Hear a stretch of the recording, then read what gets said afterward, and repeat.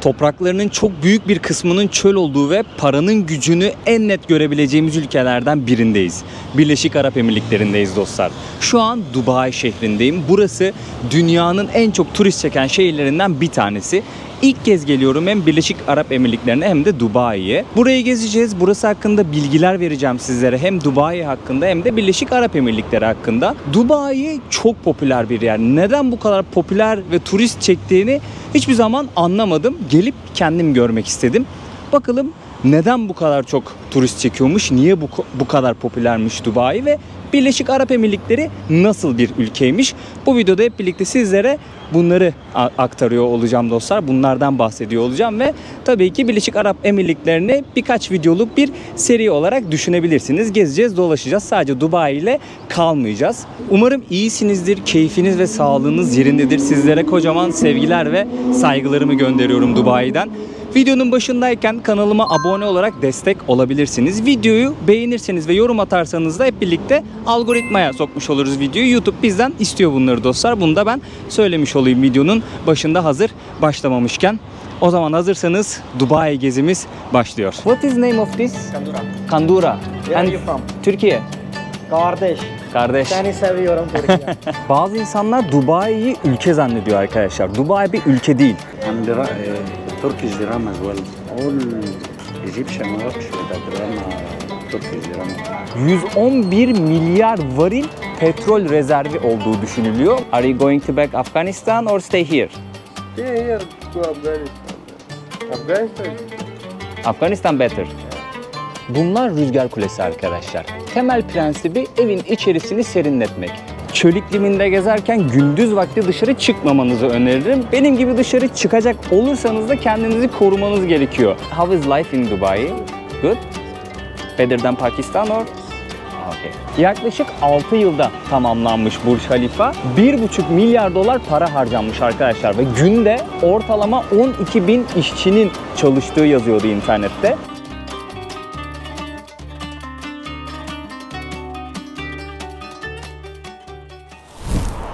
Öncelikle Birleşik Arap Emirlikleri vizesinden ve bu vizeyi nasıl aldığımdan bahsedeyim. Instagram'da Dubai Vize Al isminde bir sayfa var arkadaşlar. Ben onlarla iletişime geçtim. Onların aracılığıyla bu vizeyi aldım. Siz şu an ekranda görüyorsunuz ve açıklamalara hem sayfayı hem de telefon numarasını bırakacağım. Kendileriyle iletişime geçebilirsiniz ve benim ismimi de verebilirsiniz.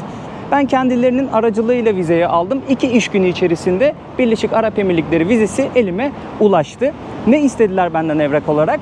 Pasaportumun ilk sayfasının görüntüsünü, fotoğrafını çekip yolladım. Daha sonrasında bir vesikalık görseli yolladım. Dönüş biletimi yolladım ve otel rezervasyonumu yolladım. Bu evraklarla 2-3 günü içerisinde vizeyi aldım arkadaşlar. Ülkeye geldiğimde hiç sorgu sual vesaire hiçbir şey olmadı. Önce bir elektronik kapı var. Oraya gittim. Ne olduysa bu elektronik kapılarda benim pasaport bir sıkıntı oluyor. Yani bir türlü olmuyor. Hep şeye gidiyorum. Polis memuruna, görevliye gidiyorum. Gittim görevliye. O ne öyle ya? Nasıl vardı gaza? Verdim pasaportumu, aldı, okuttu ekrana, işte mührü bastı, geri verdi, hoş geldin, hoş bulduk, bu kadar. Yani hiç öyle sorgusal vesaire bir şey yok. Daha sonrasında Birleşik Arap Emirlikleri'ne ayak basmış olduk arkadaşlar. Şu anda da Dubai'nin şehir merkezindeyim. Gün bu binaların arkasında batmak üzere, gündüz çok sıcak, çıkılmıyor. Gerçekten çok sıcak. Şöyle etrafımdaki binaları göstereyim. Sokaklar biraz boş gibi. Ama illaki bir kalabalığa denk geliriz diye düşünüyorum. Kırmızı ama bu abla geçti, biz de geçelim. Dubai dediğimiz zaman aklımıza gelen o yapının önündeyim arkadaşlar. Burj Khalifa tam olarak karşımızda. Dünyanın en yüksek binası. Kameraya sığmıyor. Yani şöyle tuttuğum zaman en alt kısmıyla en üst kısmını kameraya sığdıramıyorum. O kadar yüksek arkadaşlar. Herkesin elinde telefon. Bir şekilde aradan köşeden bu binanın fotoğrafını çekmeye çalışıyor. Tabii ki de Dubai'nin simgesi diyebiliriz Burj Khalifa için. Yaklaşık 6 yılda tamamlanmış Burj Khalifa. 1,5 milyar dolar para harcanmış arkadaşlar ve günde ortalama 12.000 işçinin çalıştığı yazıyordu internette. Ofisler var, rezidanslar var, oteller var, restoranlar var. Bunları kullanabiliyorsunuz. Eğer yatırım yapmak isterseniz böyle bir seçeneğiniz de var diye okudum internette. Ama diyelim ki gelip sadece ziyaret etmek istediniz. Bilet alıp belli katlara kadar çıkabiliyorsunuz ve manzarayı izleyebiliyorsunuz. Böyle bir seçeneğiniz de var. İlk olarak ismi Burj Dubai olarak düşünülmüş. Daha sonrasında 2009'da bir kriz olmuş ve Birleşik Arap Emirlikleri Başkanı Halife bin Zayed El Nahyan mali destek sağlamış ve onu onurlandırmak için Burj Khalifa ismini vermişler, adını değiştirmişler. Burj Khalifa'yı araştırırken şöyle ilginç bir bilgiye rastladım. Gördüğünüz üzere Burj Khalifa'nın dış cephesi cam ve bunun temizliği gerekiyor. Burası çöl iklimine sahip bir ülke. Camın temizliği, yani komple Burj Khalifa'nın camlarının temizliği 36 kişi tarafından yapılıyormuş ve tam 3 ay sürüyormuş arkadaşlar. Yani şu gördüğünüz binanın camlarının temizliği 3 ayda bitiyormuş ve bittikten sonra tekrar temizlemeye başlıyorlar. Burj Khalifa ile kendimi aynı kadraja sığdırmaya çalışacağım şimdi. Böyle yere doğru birazcık çöktüm.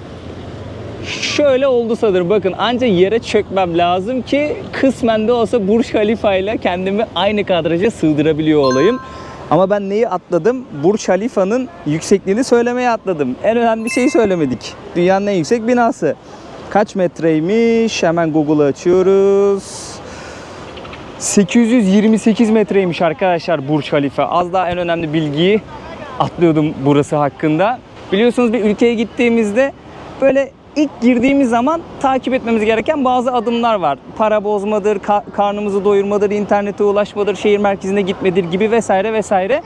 Bunlardan internet kısmını ben artık Esymayo sayesinde o ülkeye gitmeden çoktan halletmiş oluyorum.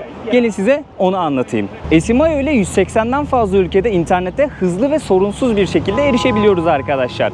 İstersek bir paket satın alıp o paketi kullanıyoruz. İstersek bakiye yükleyip kullandığımız internet kadar ücret ödüyoruz. Diyelim ki bakiyemiz arttı. Artan bakiyemizi bir sonraki seyahatimizde farklı bir ülkeye dahi gitsek kullanabiliyoruz. Bir de OneSIM özelliği var.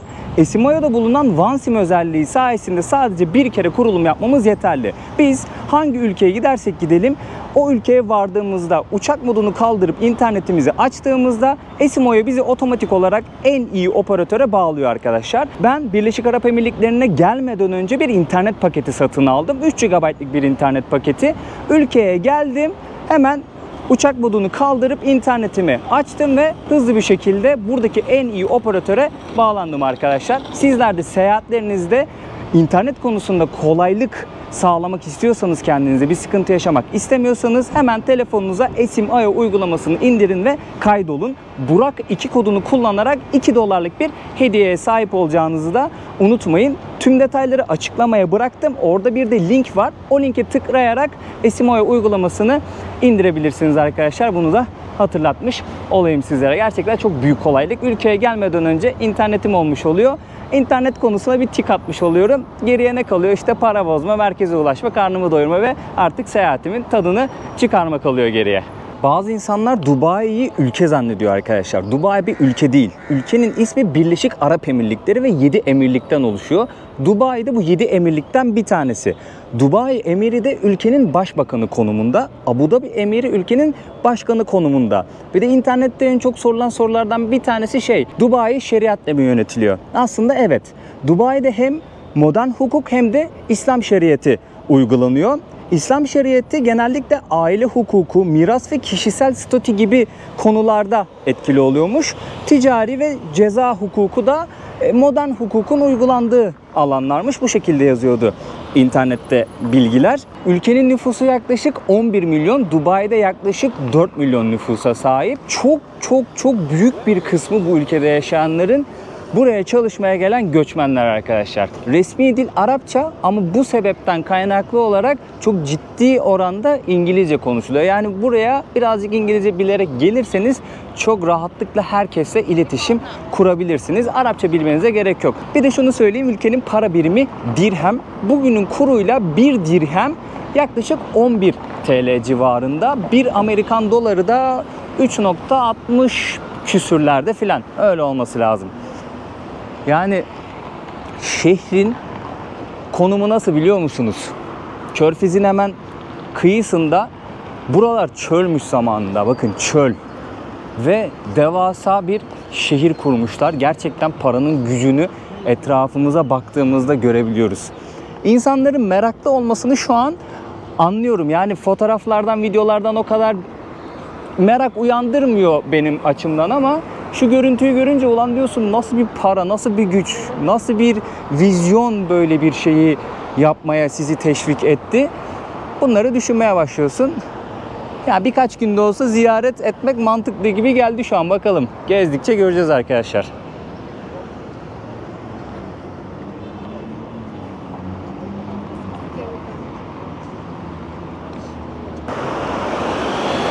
Gün batarken şehir daha güzel bir manzaraya sahne olmaya başladı. Şöyle sizlere etrafı göstereyim. Bir yanda Burj Khalifa, diğer yanda farklı gökdelenler.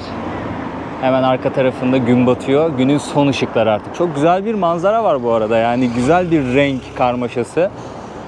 Şu an modern bir şehir. Gerçekten öyle bir şehir yaratmışlar ki sürekli bir binayı inceliyorsunuz. Böyle bir şehirde doğup büyümediyseniz, yaşamıyorsanız ilginç geliyor insana. Bakıyor yani nasıl yaptılar acaba bu yapıları, nasıl tasarladılar diye düşünüyor insan. Düşünmüyor değil. Ama geçmişe gittiğimiz zaman böyle bir görüntü yoktu. Şu an görmüş olduğunuz bu görüntü yoktu. Çölün ortasında ufak bir liman kentiydi arkadaşlar burası. Balıkçılıkla geçinen bir liman kentiydi. İnci ticareti yapıyordu buradaki insanlar. 1800 yıllarda böyle bir şehirdi. 1833'te El Maktum ailesi yönetime geçmiş ve hala bugün o aile yönetiyor. 1966'da petrolün bulunması işleri birazcık değiştiriyor. Tabii Birleşik Arap Emirlikleri bir petrol ülkesi arkadaşlar. İnternette biraz araştırma yaptım. 111 milyar varil petrol rezervi olduğu düşünülüyor. Google'a açın. Deyin ki bir varil petrol ne kadar ediyor? Kaç dolar ediyor? Matematiği size bırakıyorum. Yani hesaplamasını siz yapın. Birleşik Arap Emirlikleri'nde 111 milyar petrol varil bir rezerv varmış. Tabii bunun çok büyük bir kısmı Abu Dhabi şehrinde. Şu an biz Dubai'deyiz. Dubai'de hiç o kadar petrol yok. Bakın Burj Khalifa'nın şeyleri değişmeye başladı. Işıklar gelmeye başladı. Burası daha çok böyle turizmle ön plana çıkan, yatırım merkezi olarak ön plana çıkan bir şehir. Tabii ki de Birleşik Arap Emirlikleri'nin göz bebeği diyebilirim. Çünkü bütün dünyanın gözü buranın üzerinde. Yılda 17 milyon turiste ev sahipliği yapmış yaklaşık olarak. Bir önceki sene 2024 yılından bahsediyorum. Yani dünya üzerindeki en çok turist alan şehirlerden bir tanesi. Çokça yatırım fırsatı var. Yani sadece turizmle ve petrolle de geçinmiyor. Yatırım da alıyor burası. Yurt dışına yatırım da yapıyor buradaki şirketler, aileler. Ve bu şekilde kendi şehirlerini geliştiriyorlar arkadaşlar. Dubai her geçen gün gelişiyor, büyüyor ve daha çok turist çekiyor. Karşıdaki devasa ekranda bir reklam filmi oynuyor arkadaşlar. Orada bir firmanın adı yazıyordu. O firmanın adını buradaki binaların, hemen hemen bütün binaların tepesinde görebiliyoruz. Şu karşıdaki binalardan tutun da şu parmakla gösterdiğim binaların hepsinde o firmanın adı yazıyor. Sanırım bir aileye ait ya da bir gruba ait ve o grup kurdu Dubai'yi. Yani ben bundan bu çıkarımı yapıyorum arkadaşlar. Her binada yazar mı ya? Her binada, her binada. Bakın mesela karşıda Dubai Mall var. Alışveriş merkezi. Dünyanın en büyük alışveriş merkezlerinden bir tanesi. Onun üstünde de onların adı yazıyor. Bir sürü lüks araba. Bir sürü lüks araba. Yani burada gezerken belki de araba tutkunlarının en çok seveceği şeylerden biri sürekli bir lüks araba görüyor olmaları olacak. Bir de şeyi söyleyeyim. Şu an burada çok ışık yok ama yerler %90-95 oranında temiz arkadaşlar. Bunu söylemem gerekiyor. Geldiğimden beri dikkat ettim çünkü bir ara dünyanın en temiz şehri unvanını almıştı Dubai. %90-95 oranında şu an bulunduğumuz bu downtown, yani şehir merkezi olarak adlandırılan kısım temiz. Bunu söyleyebilirim. Kalabalık buraya toplanmış. Burj Khalifa'nın buradan fotoğrafını çekiyorlar. Güzel görünüyor. Şu kısmı kapatmışlar. Normalde açık diye biliyorum. Böyle su gösterileri vesaireleri oluyor. İnsanların büyük bir kısmı da vaktini kapalı alanlarda geçiriyor. Çünkü çok sıcak dışarısı arkadaşlar. Gün içerisinde 40 dereceye kadar çıkabiliyor ki güneşin altında kaldığınız zaman hissedilen daha da fazladır diye düşünüyorum.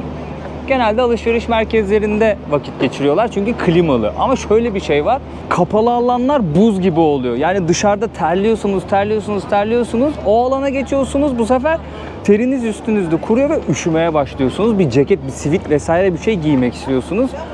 Oraya alışıyorsunuz, dışarı bir çıkıyorsunuz, yüzünüze böyle sıcak hava çarpıyor. Bu dengeyi tutturmak bence önemli çünkü hasta eder insanı yani. Öyle bir dengesizlik oluşuyor. Ben Birleşik Arap Emirlikleri'ne geldiğimde işte havalimanı tahmin edebileceğiniz üzere buz gibiydi. Havalimanındaki işlerimi hallettim. Dışarı çıkmak için böyle kapının oraya yöneldim. Otomatik kapı açıldı. Bir sıcak hava çarptı yüzüme. Nefes almaya çalıştım. Bak şöyle oldu. Oldum böyle şey olmadı. Tam oksijen alamadım yani. O kadar sıcak bir hava vardı ki ben gece 3'te indim havalimanına. Yani gece 3'te geldim ben ülkeye. O saatte bile gerçekten çok sıcak bir hava vardı. Bu arada bir yandan da etrafımı göstereyim sizlere. Bayağı bir kalabalık var bu kısımda. Görebileceğiniz üzere. İnsanlar buranın çevresinde vakit geçiriyorlar ki çoğunluk içeride. Restoranlarda, alışverişte, dükkanları geziyorlar, takılıyorlar. Bayağı büyük burası bu arada. Yani birçok marka var. Birçok lüks, ünlü marka var. Kaliteli olan markalar var. Ve insanlar geliyorlar, geziyorlar. Tabii alışveriş merkezi bir yandan burası. Alışverişlerini de yapıyorlar. Takılmak isteyenler işte burada dolaşıyor. Bir yandan Burj Khalifa'nın fotoğrafını çekiyor ışıl ışıl. Buradaki durum böyle arkadaşlar. Merhaba, afiyet olsun. İstanbul abi. İstanbul, İzmir. İzmir. İstanbul. Eyvallah. Merhaba, nasılsın? İyiyim, sen nasılsın, iyi misin? İyiyim. Indian, Hindi, not Turkish. Ama güzel öğrenmişsin. Allah Allah. Rica ederim. Kolay gelsin. Arkadaşlar burada bir Türk restoranı buldum. Şöyle gelmek isteyenler için adını da göstereyim. Fiyatlara bakalım istiyorum. Burada soğan halkası var. Hemen ilk sayfada soğan halkasını görüyoruz. Buranın para birimi dirhem söylemiştim. Bir dirhem de yaklaşık 11 TL yapıyor. Yaklaşık 300 lira bir tabak soğan halkası, yanında sos. Patates kızartması 24 dirhem, 250 TL civarı bir şey. Burada bir salata tabağı görüyoruz. Küçük salata tabağı 15 dirhem diyor. İşte 150-160 TL civarı. Salatalık ve soğanla karıştırılmış bir salata var. 17 dirhem, 180 TL civarı. Burada humus var. 24 dirhem, 240-250 TL civarı. Şöyle ana yemeklere gelelim. Burada cheddar soslu tavuklu makarna var. 49 dirhem, 500 TL civarı. Burada acı soslu tavuklu pilav var. Yanında salata ve patates kızartması var. 64 dirhem, 650 TL civarı yapıyor. Başka farklı bir şey var mı? Ona da bakmak istiyorum. Burada da yarım tavuk, soslu patatesi, salatası yanında 74 dirhem. Thank you so much. 750 TL civarı bir şey yapıyor. Abimiz de nice food dedi burada. Yorumu için teşekkür ediyorum kendisine. Güzel yemekler dedi. Burada dürümler var. Tavuk dürüm. Genelde tavuk üstüne gördüğüm gibi. 550 TL civarı. 54 dirhem. Hamburger var. O da tavuk tabii ki. 59 dirhem. İşte 600 TL civarı bir şey. Hamburgerler 59-64. 600-650 TL civarı bir şey. Restoranda burası. İstinye yazıyor ama Türk restoranıdır diye düşünüyorum. Yani bir Türk işletiyordur ya da ismi oradan geliyordur ya da alakası yoktur. Çok da bilmiyorum. Türk restoranı şeklinde düşünüp menüye baktım ama sadece tavuk çıktı. Hemen burada pizzalar var. Buradaki fiyatlara bakalım. İtalyan dining diyor. İtalyan restoranı. En ucuzu margarita pizza arkadaşlar. 59 dirhem. O da ne kadar yapıyor? 600 TL civarı bir şey yapıyor. En pahalı pizzada 23 karat altın var içerisinde. Pizzada oro diyor. 139 dirhem, yaklaşık 1500 TL civarı bir şey yapıyor olsa gerek. Ama ortalama 79 ile 99 dirhem arası. Yani aşağı yukarı 1000 TL'ye bir pizza yersiniz burada. Bütün pizza. Hemen en merkezi yerdeki restoranlar bunlar. Diyelim buraya geldiniz ama bu tarz restoranlarda yemek yiyecek bütçeniz yok. Merkezi bir yerdesiniz. Fast food zinciri buluyorsunuz arkadaşlar. Fast food zincirlerinde biraz daha uygun fiyata hamburgerdir vesairedir tüketebilirsiniz. Ya da biraz daha böyle merkezden uzaklaşırsanız buraya çalışmaya gelen göçmenlerin işlettiği restoranlar var. O restoranlarda daha uygun fiyata yemek yiyebilirsiniz. Tabii göze çok hitap etmiyor olabilir buralar kadar. Şimdi bunun da hijyen konusunu bilmiyorum, mutfağına girmedim. Oranın da hijyen konusunu bilmiyorum, mutfağına girmedim. Artık karar sizin, bütçenize uygun, canınız ne yemek istiyorsa her bütçeye uygun bir yer bulunabiliyor Dubai'de yeme içme olarak. Tabii konaklama olarak da bu şekilde.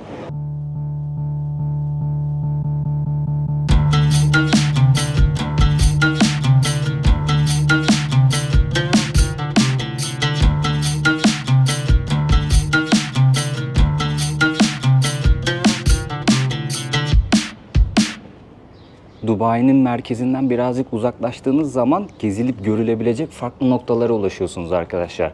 Bunlardan bir tanesi de Al Fahidi Tarihi Mahalle. Historical Neighborhood olarak geçiyor.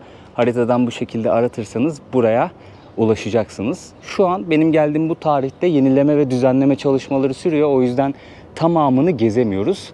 Ama sizlere bu kısmı göstermek istiyorum. Yani görebileceğimiz kısımları göstermek istiyorum.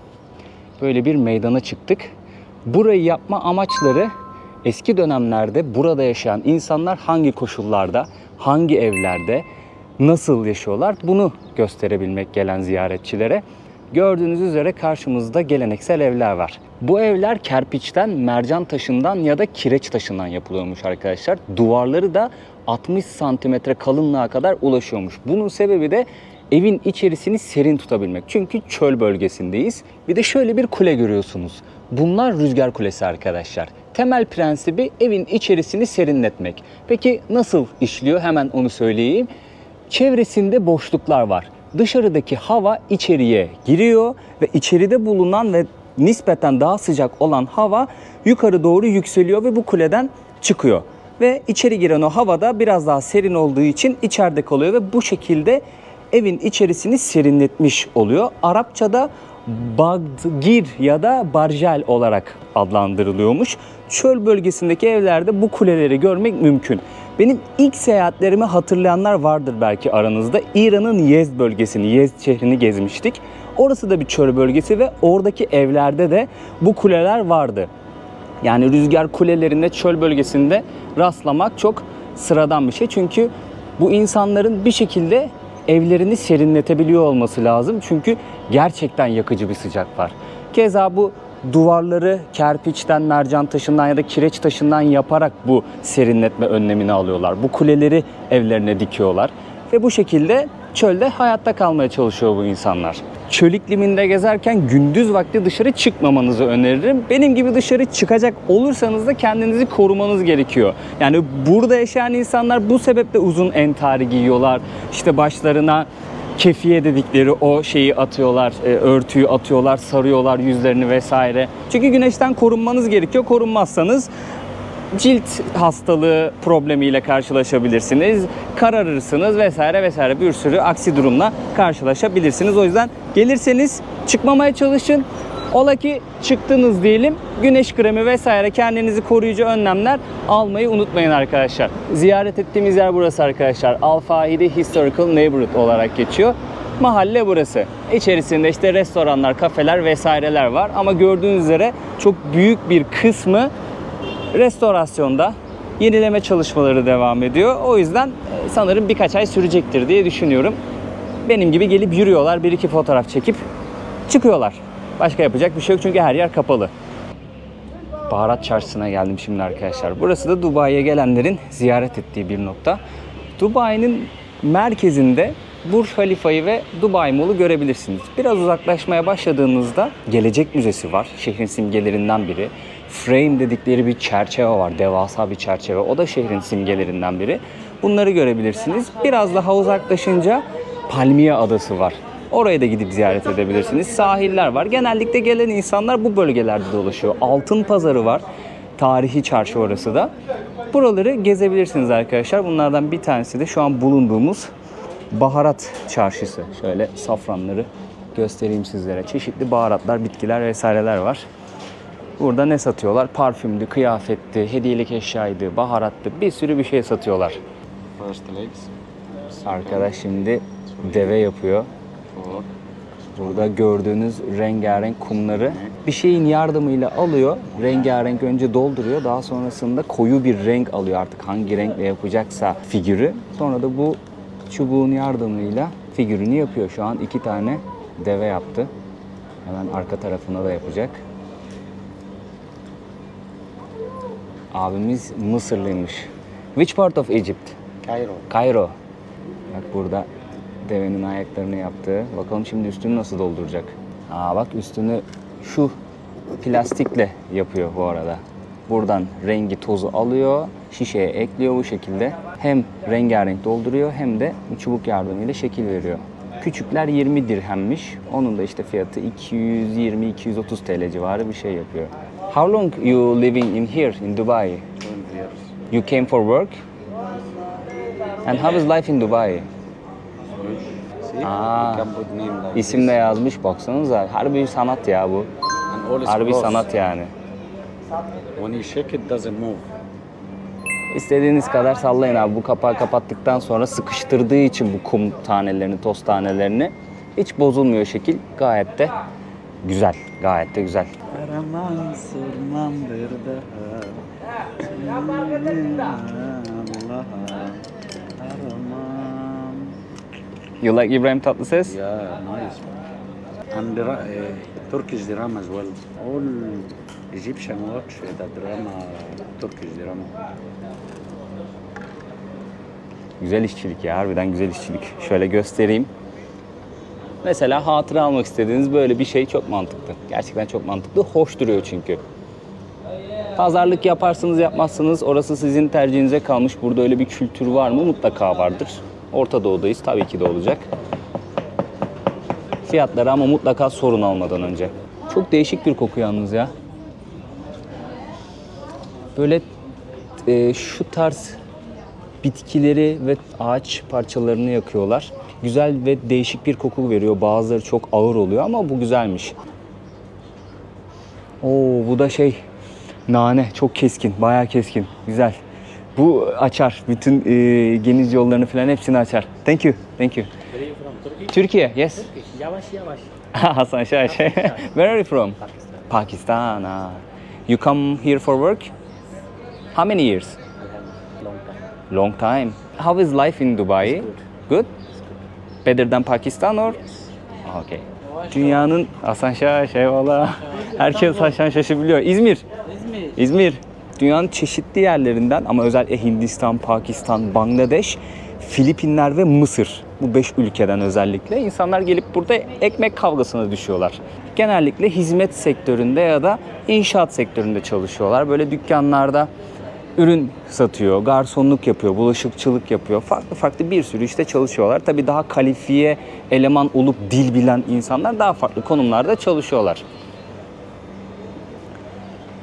Gördüğünüz üzere bir sürü farklı ürün var. Hediyelik eşya, kıyafet, baharat, tütsü, bir sürü bir şeyler var arkadaşlar. Farklı farklı ürünler var burada. Bunun fiyatı 10 dirhemmiş mesela arkadaşlar. 220-230 TL civarı bir şey.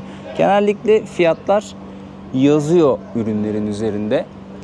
Şu tarz küçük heykelcikleri 10 dirheme satıyorlar. Biraz daha büyüklerini 20 dirheme satıyorlar. Yani 110-120 TL, 220-230 TL civarı.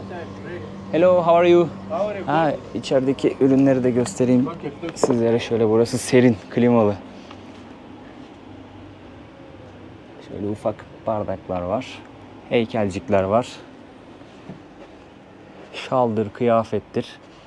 Bir sürü bir şeyler var arkadaşlar. Yani fiyatlarını sorun. Bütçenize göre konuşun. Pazarlığınızı yapın artık. I'm from Turkey. You?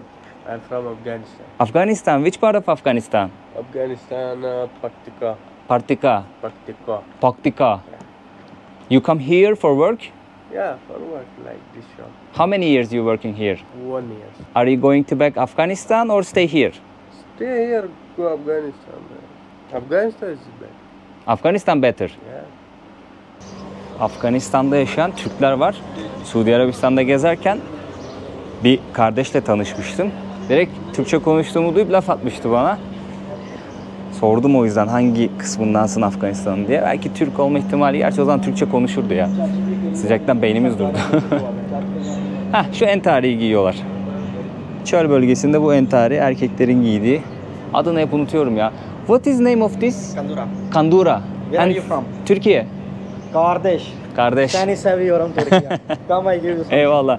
So what is name of this for women? This page. I have women's abaya. This one. Abaya ha, abaya. Abaya ha. Dur ya, kadınların giydiği abayaydı, erkeklerinkini unutmuştum. Şöyle göstereyim. This abaya. Heh, abaya bu This işte. all abaya. Bunların hepsi abaya. Günlük yaşamda genelde şu tarz giyindiklerini görürüz kadınların. Erkekler de daha demin gösterdiğim o beyaz entariyi giyiyorlar. Üzerinde Türkiye, böyle Pakistan. farklı farklı işlemeler var. Turkey, Pakistan, Kardesh. There are many Turkish tourists here. A lot of Turkish here. How is their behavior? They are very nice, and some Turkish lives in Germany and in France also. They also came here. Turkish are nice people. Pakistani love Turkish. Thanks, brother. Thank you. You want Take care. anything? Tea, coffee, something? Thank you so much. Thank you so You much. have a YouTube vlogger? Yes. I will follow you. Thank you so Subscribe much. to you, no problem. Arkadaşlar siz de kanala abone olursanız her yerden böyle birer abone yapıyorum. Bu seneki hedef 300 bindi.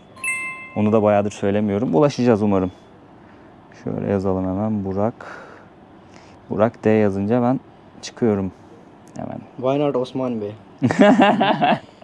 Do you like Osman TV series, right? I watch Ertugrul series and Osman half now. It's still going. Okay, good. No problem. Thank you, brother. You want Take care. anything from me? No problem. Thank you so much. Take care. Çok seviyorlar. Pakistan'da özellikle, hatta Suudi Arabistan'da bir arkadaş, taksici bir arkadaş anlatmıştı hikayeyi. Hükümet televizyonda özellikle haftada 2-3 gün yayınlamış. Ertuğrul dizisiydi galiba, tam hatırlamıyorum. İşte tarih öğrensin insanlarımız filan diye. Bayağı o yüzden seviyor insanlar, izliyor yani. Bu kartı da elime aldım anlatacağım diye. Şöyle göstereyim arkadaşlar. Bu Dubai toplu taşıma kartı. Şimdi buraya gelen insanlar taksi de kullanıyor. Çeşitli taksi uygulamaları var. Ama toplu taşıma kullanan insanlar da var. Benim gibi. Çok sıkça görebiliyorsunuz turistleri toplu taşımada. Ne yapıyorlar? Dubai kartı alıyorlar. Metro istasyonlarında Dubai kartı bulabilirsiniz, alabilirsiniz. İçerisine para yüklüyorsunuz. Makineler var. Makinede para yüklemek isterseniz en az 20 dirhem yüklemeniz gerekiyor. Eğer bir görevliye gidip para yüklemek isterseniz en az 50 dirhem para yüklemeniz gerekiyor. Kural bu şekilde. Metro hattı da kırmızı hat var. Ana hat. Böyle şehirde gezilebilecek noktalara yakın duraklar genelde kırmızı hattın üzerinde. Yeşil hat var. Bir de Palmiye Adası'na giden turuncu hat gördüm. Onu da söyleyeyim. Buraya gelecek olanlar Dubai toplu taşıma kartını alırlarsa daha uygun yolla seyahat etmiş olurlar şehir içerisinde. Her bastığınızda 3 dirhem ücret ödüyorsunuz. Onun da fiyatı ne kadar? İşte 33-35 TL civarı bir şey yapıyor. Videoyu da burada bitireyim arkadaşlar. İzlediğiniz için çok teşekkür ederim. Dubai'nin ilk videosuydu. Bir sonraki videoda ipucu vereyim. Karşı tarafa gideceğiz. Tabii bu tarafta da bir kısım var. Orayı da gezip göstermek istiyorum sizlere. Farklı bir konu işleyeceğim. Çünkü her iki tarafta bulunmam gerekiyor. Burada yaşayan gördüğünüz gibi bir sürü göçmen var. Çalışmaya gelen emekçi var. Birazcık onların hayatlarıyla ilgili bir konu işlemek istiyorum. İpucunu vermiş olayım buraya kadar izleyenler için. Videoyu beğenirseniz, yorum atarsanız ve abone olursanız çok sevinirim. Kendinize çok iyi bakın. Görüşmek üzere diyorum. Adios amigos.